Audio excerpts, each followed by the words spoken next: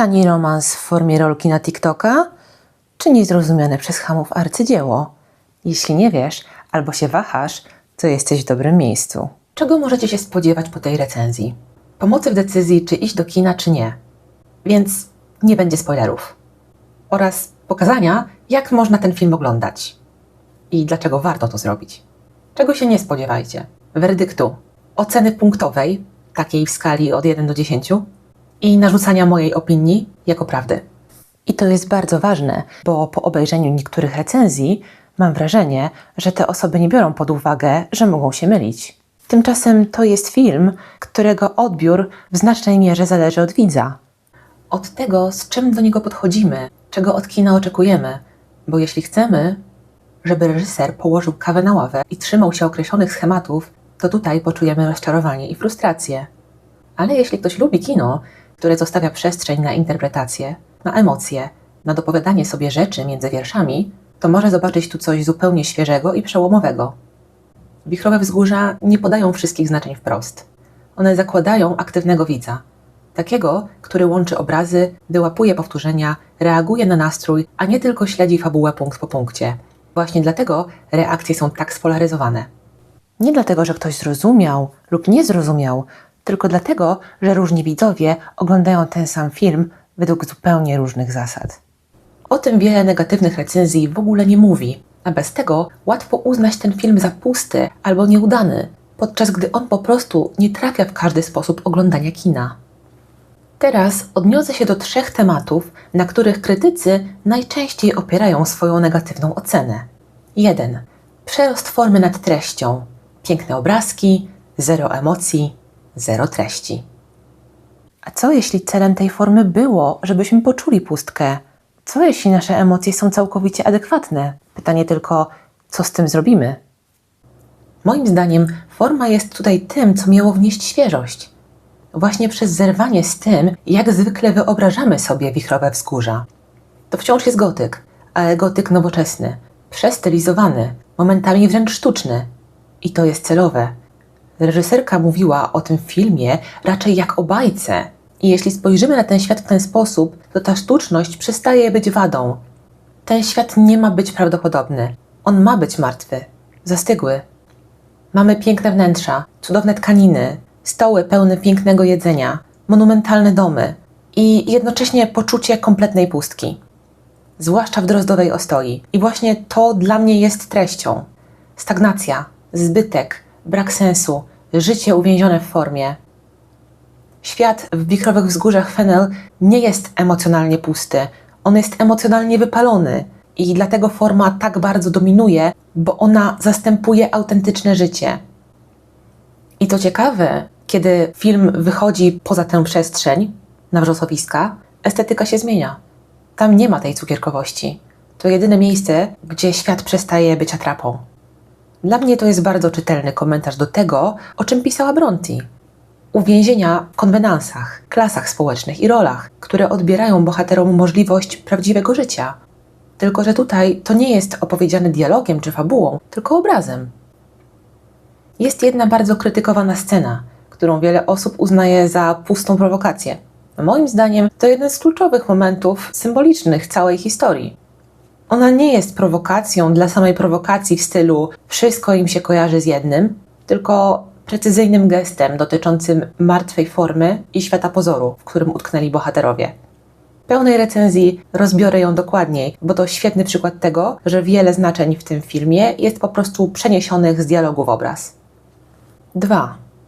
Brak narracyjnego porządku. Film nie wie, czym chce być.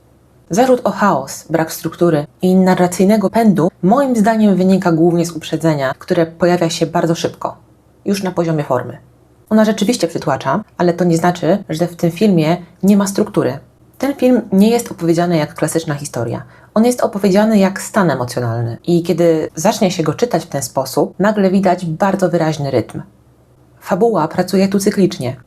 Nacisk i rozprężenie, śmierć i odrodzenie, napięcie i chwilowa ulga. Jak szybkie, urywane oddechy.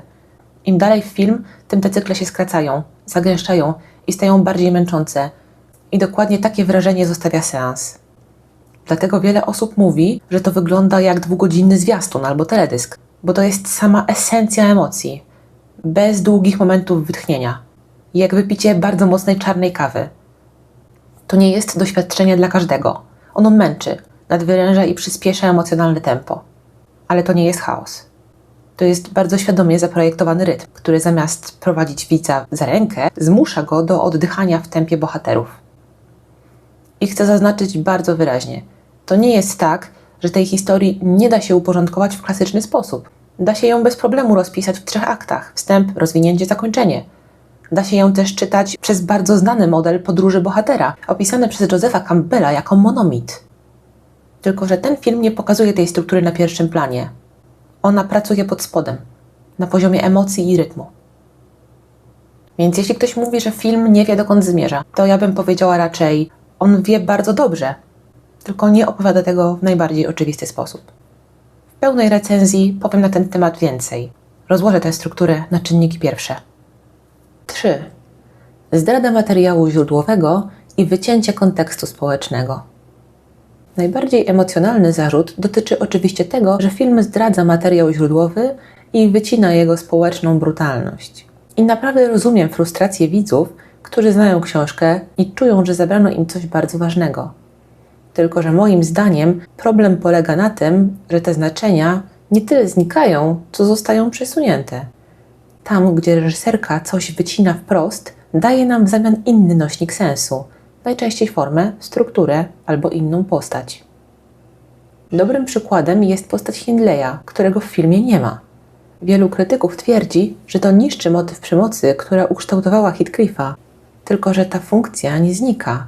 Ona zostaje przeniesiona na ojca Catherine, który przejmuje rolę oprawcy, alkoholika i strażnika systemu. Sens zostaje zachowany, tylko uproszczony i skondensowany. Podobnie jest z zarzutami dotyczącymi rasowości i ostracyzmu. To, że Heathcliff nie jest tu bezpośrednim nośnikiem tych znaczeń, nie oznacza, że one znikają. One zostają rozłożone na inne postaci, które nadal reprezentują system klasowy i przemoc strukturalną, nawet jeśli same są ich ofiarami. I mam wrażenie, że część krytyki bierze to przesunięcie za brak zainteresowania tematami ekranizowanej powieści, podczas gdy moim zdaniem to jest po prostu inny sposób ich opowiedzenia. W filmie nieprzypadkowo pojawia się odwołanie do Otella i to otwiera ciekawy klucz interpretacyjny w kwestii doboru obsady i relacji między bohaterami, ale to już temat na pełną analizę. Na tym etapie chciałabym odłożyć recenzję i spory i zaproponować coś innego. Zamiast zastanawiać się nad tym, czy film jest udany, spróbujmy odpowiedzieć na inne pytanie. Jak go oglądać, żeby nie zagubić się w chaosie? Po pierwsze, forma. W tym filmie kolorystyka i stroje nie są dekoracją. One niosą znaczenia i emocje. Zwróćcie uwagę na kolory ubrań, na to, jak zmieniają się w zależności od miejsca i relacji między bohaterami. Stroje potrafią mówić o zazdrości, obsesji, uwięzieniu w formie i często bardzo wyraźnie kontrastują z dziką naturą wrzosowiska. To samo dotyczy przestrzeni. Każdy dom ma tu własny język. Drozdowa ostoja jest piękna, bogata i martwa. Wichrowe wzgórza, ponure, zniszczone, chaotyczne, ale żywe.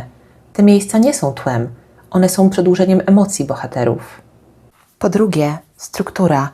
Ten film bardzo mocno pracuje na powracających motywach. Jeśli coś się powtarza, to nie jest to przypadek.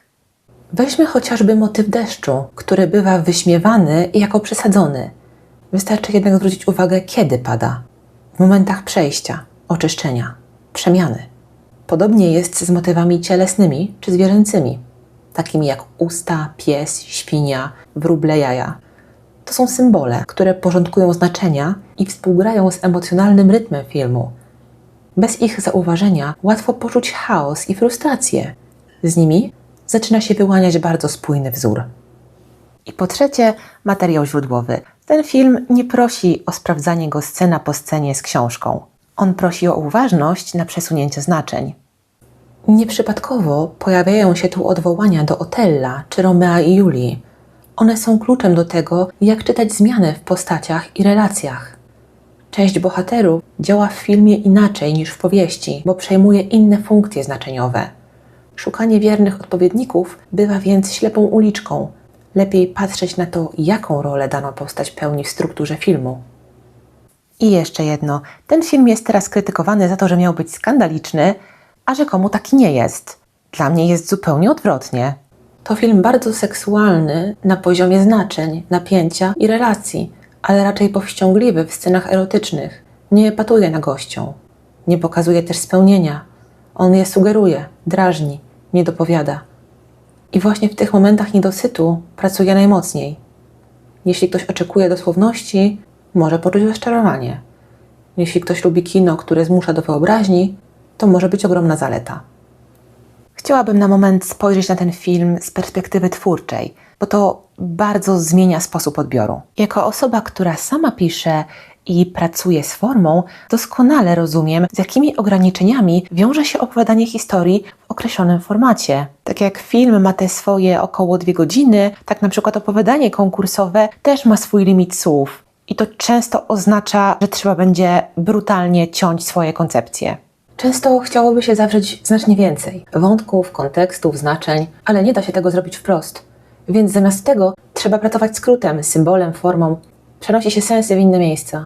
I bardzo często efekt jest taki, że część odbiorców tych warstw po prostu nie odczyta. Nie dlatego, że są nieuważni czy mniej wrażliwi, tylko dlatego, że to nie zawsze jest oczywisty język. I to jest absolutnie normalne ryzyko wpisane w twórczość.